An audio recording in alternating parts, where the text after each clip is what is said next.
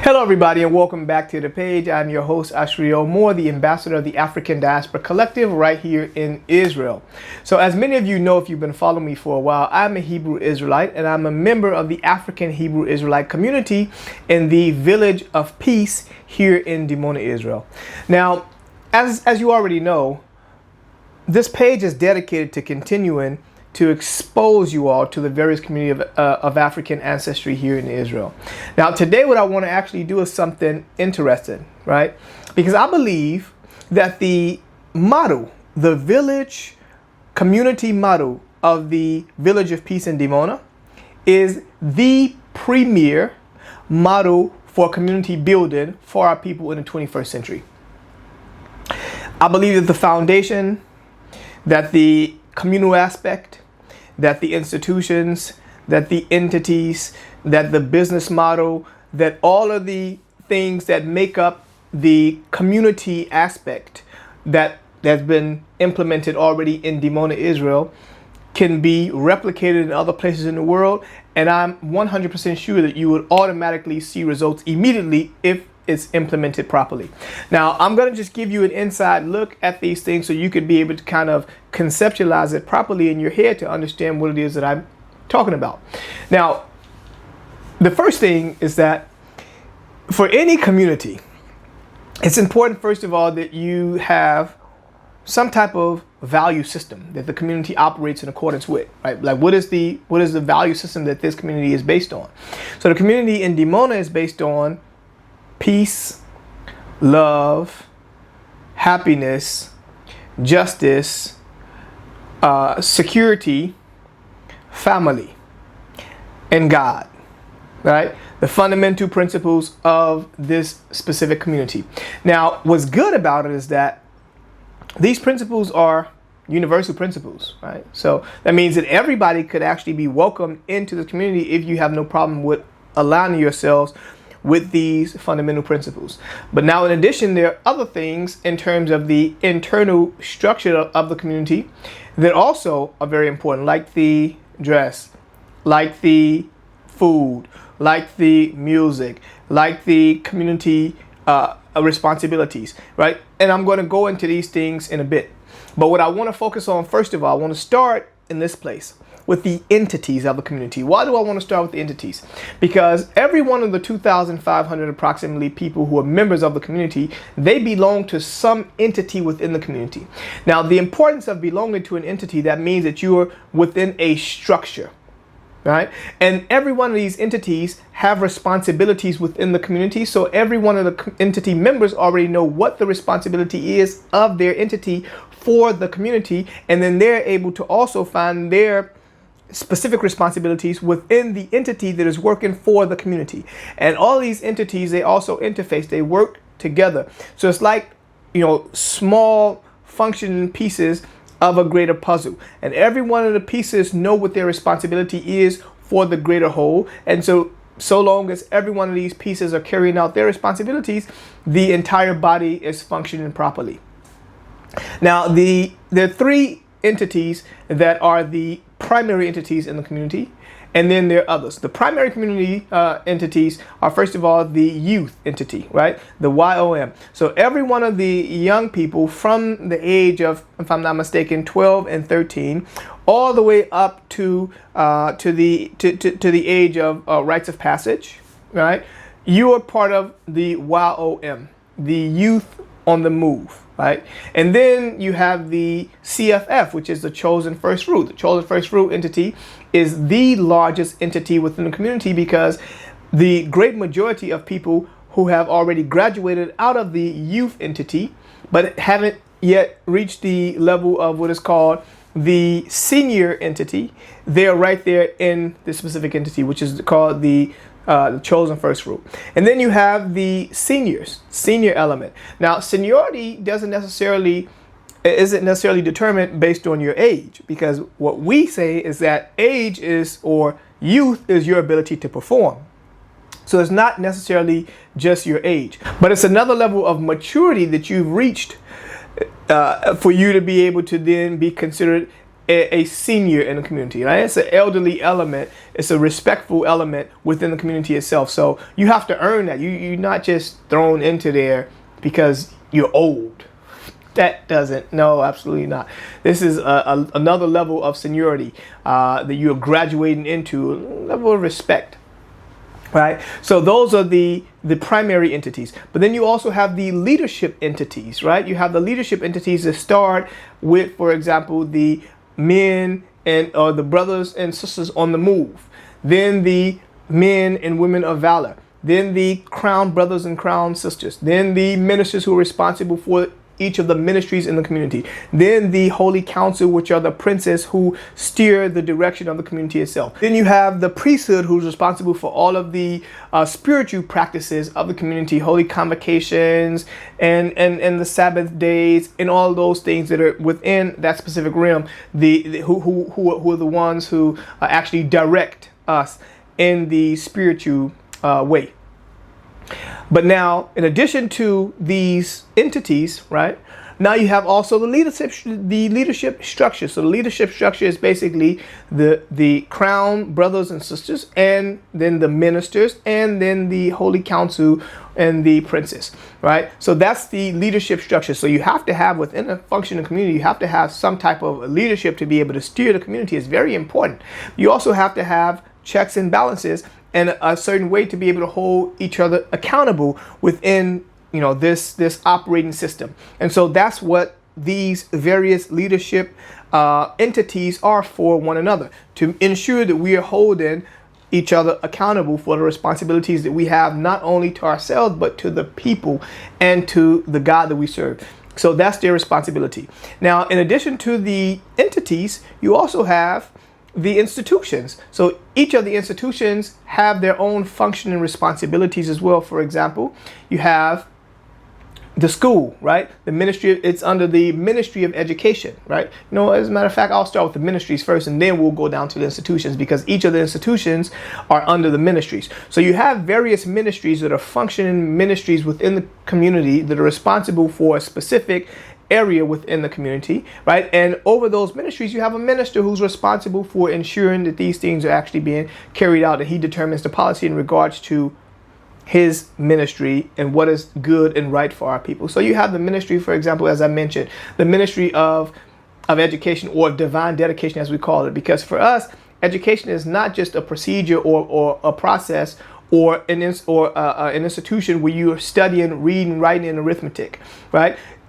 There are fundamental principles of life that are being taught first and foremost before any of those things, like manners, for example, like saying thank you, like saying please, like bowing your head, giving respect to your elders. These things are fundamental principles, like praying in the beginning of your day, like going outside, having the responsibility that you're responsible for an area in the community that you're responsible for cleaning before the day starts. These things are part and parcel of the communal lifestyle under the Ministry of Divine Dedication. So they're responsible for ensuring that we are dedicating the children to a specific way that, as the Bible says, when they're old, they would not depart from it. So, you may not be studying, reading, writing, and arithmetic all your life, right? Some people may not even go into specific fields that require, too much calculation and otherwise, right? But you're going to need some patience. You're going to need some accountability. You're going to need some character. You're going to need to know how to say thank you. You're going to need to apply wisdom in situations where, for example, you're coming into contact with police officers that are hostile. You're going to need to apply wisdom there to know that this is not the time where you should also become hostile, because you're the one who's going to be, at the end of the day, harmed most in that situation. So all of these things, some accountability to your family, as a family man, as a husband, as a brother, as a wife, as a sister, as children of somebody, right? As people who have children, as a mother, as a father. So these are things that are actually being taught in these various institutions, mainly in the Ministry of Divine Education. You also have the Ministry of Health. The Ministry of Health is responsible for ensuring that everybody are applying specific health regimens within their daily lives that are good and right for their body. So for example, 3 days a week, you should be out doing some type of sport activities to ensure that the blood is continuing to flow properly through your body, right? To ensure that the heart is continuing to pump, to ensure that you're sweating out some of those toxins, right? Every quarter of the year, we have what is called a sugarless week, right? Where you're not consuming anything that has anything with sugar in it, right? No sweets at all. And then you have a raw week where you're not consuming any foods that are actually cooked. 3 days in a week, in order to cut down the consumption of salt by 50%, 3 days in a week, we have what are called no salt days. So you're not consuming anything that has salt in it. So, you see how all of these institutions are working hand in hand to be able to ensure, obviously, that all of the community members are all on one accord, going through these specific entities to ensure that the memo is getting to everybody, ensuring that everybody is in alignment with whatever is necessary for the good and the betterment of ourselves, and for the good and the betterment of our fellow brothers and sisters, our fellow, community members, right? Our fellow family members, as we refer to each other. These things, and there are a lot of other institutions. I don't have a lot of time to go into each and every one of them right now, but later on, I'm going to break down each one of the institutions, each one of the entities, each one of the leadership structure, some of the business models in the community, so that you can be able to have a better understanding of how this actually operates, right? You have also, for example, right? You have also businesses in the community that these, what we call divine enterprises, that these businesses are actually businesses that are helping to sustain a community, right? So you have these businesses that are given a portion to the community for the sustenance of the community, but also the people who've established these businesses are able to provide work and jobs for the community members. So we're not dependent on people from the outside to provide to us work and things like that. We're able to create these things internally. So for example, you have the 2 largest factories that produce vegan food, the 2 largest factories in Israel that produce the most vegan food that is distributed all throughout the country. Restaurants, Whole Food stores, all of these things are coming from the community. They're called Teva Deli and Oten TV. They are institutions, or they are enterprises from the community itself in Dimona, right? So when I say that this community is the model community for what could actually be for our people wherever they are in the world, it's because it's been tried and proven. Now, it has not been without challenges. I can tell you that much. It has not been without its flaws. But even with all of that, it's still the greatest model that has been presented up until now. There's a working model that could be 100% proven to be a working model. And we could take that and implement it wherever else in the world, and we could be able to see immediate results if we're going in accordance with these fundamental principles. The Bible is not only a guide and light for us. We try to practice what we call spirituality in practice. That means extracting the things that are good and right for us from the Bible, because we understand obviously that it's been tampered with, right? But there are certain principles like honor thy father and thy mother, that thy days may be prolonged upon the land which the Lord God has given thee, right? Like resist evil and it will flee from you. Resist the devil and he will flee from you, right? Like honor thy father and thy mother. I said that already. Love God with all their heart, soul, and might. What does that mean, to love God with all their heart, soul, and might? Well, there are principles or their attributes that we say that God is. God is love. God is peace. God is family. God is omniscient, omnipresent, omnipotent, omnipotent. All of these principles, we should then align ourselves with these fundamental principles. They should be part of our regular day routine. This is how you love God. You should adopt all of those with all your heart, soul, and might, and actually become these things, not just read them, but actually become them, act them out. Thou shalt not kill, thou shalt not steal, thou shalt not bear false witness against thy neighbor, thou shalt not covet. You with me? These are things that have become part and parcel of the community structure and operation. And love thy neighbor as thyself, right? You should want for your neighbor what you want for yourself. So when I see that the neighbor's children are out at a late hour, right? The neighbor shouldn't be worried about where their children are, because I'm going to keep an eye on them just to make sure that they're safe and they're all right. So I don't have to lock my doors, because I know that my neighbor is actually looking out for me. And if there's any harm in the area, we have each other's backs, right? We implement certain holy days within the community. Also, in addition to the biblical holy days from the Leviticus, we also have other holy days that we implement, right? For example, the day of appreciation, Yom LeMokirim, right? It's a week of appreciation that we're showing to our neighbors, to our fellow men, bringing us together, strengthening us. Unity Week, where every 2 years we have an entire week that the entire community is celebrating in, different days, different activities or whatever, but it's an entire week of celebration. Elders Day, which is an entire week of celebration that we're bestowing our love, our appreciation upon our elders. So we're taking care of them. I mean, we take care of them regularly, but this week is very, very, very special for them, and it keeps them in tune, and keeps them active, and it keeps them, in a mode of actually feeling that somebody cares about them and for them, and not just having them cast over to the side. These are very important holy days within the community itself. So implementing these things, community members live communally, and we don't say that we're a community and somebody lives way out there and somebody lives way over there, and we only come together once every blue moon. The majority of but obviously everybody can live together in one space, because most of us have already outgrown it. The community has become, quite large.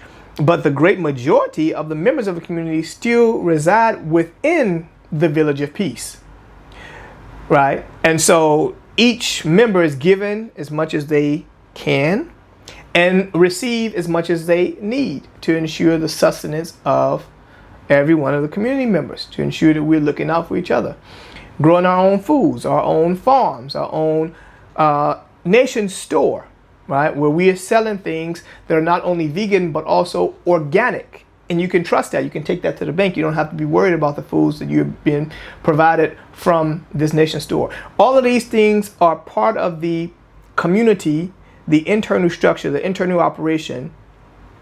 The thinking behind it is that we want, and we are, a community, first of all, that is fully self-sufficient, right? And secondly, a community that is focusing on holistic living, right? That's why we're the largest vegan community in the world. That's why we implement so many health literate activities regularly in our regular day routine, right? And also sustainability, something that we could be able to pass on from generation to generation to generation. It could actually stick. It's not nothing that is, just out there, these ideas that are way beyond us, and there's no way we could actually be able to continue to implement them. No. We're actually able to implement these things regularly and normally and move them on to the next subsequent generations, right? We have, the music that we actually produce from within the community that has a different message to it, which we call the songs of deliverance, right? They have a message, they have a purpose. We're not just singing lyrics, but they have a purpose, because we understand the vibrations of music and what it does through your ears and how that affects your mind and what that does to your body and how that causes you to operate after listening to these certain songs or whatever, what you're going to act out based on the songs that you're hearing. We understand how those things affect the human psyche and the mind and the body and the spirit and the soul, right? So we're trying to produce things, and we are producing songs that have messages to them.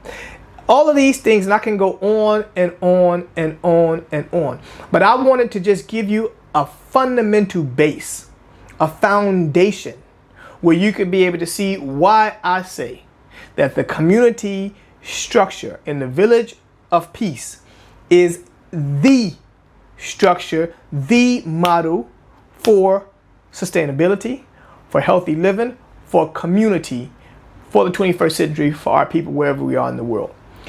Thank you so much for continuing to tune in with me. Don't forget to like, subscribe, leave me a comment if you're liking any of what we're sharing with you. And until then, I wish you all a great day.